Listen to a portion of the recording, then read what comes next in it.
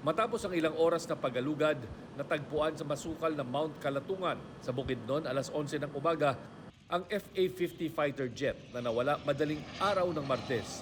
Wasak na wasak ito habang patay namang natagpuan ang dalawang piloto nito. Hindi muna pinangalanan ang mga piloto pero may karanasan at qualified na mga ito ayon sa Air Force.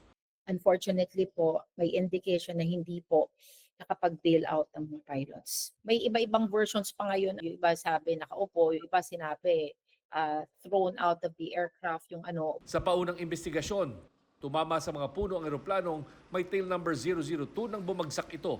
Magsasagawa sana ito ng night tactical operation laban sa New People's Army sa Bukidnon pero nawala ng kontak sa mga kasama nitong FA-50 bago pa makarating sa lugar ng operasyon. Ang bumagsak na eroplano ay pareho sa mga eroplanong nagbagsak na mga bomba sa mga kuta ng Maute Terrorist Group sa Marawi.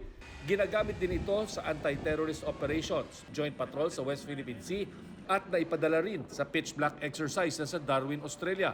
12 lahat ang FA-50 fighter jets ng bansa na binili sa South Korea mula 2015 hanggang 2017. Pero habang iniimbestigahan ang sanhi ng pagbagsak ng FA-50, grounded o hindi muna pinalilipad ang iba pang fighter jet. We really need our FA-50s to be there in case meron tayong kailangan harapin na challenges dyan sa ating binabantayang mga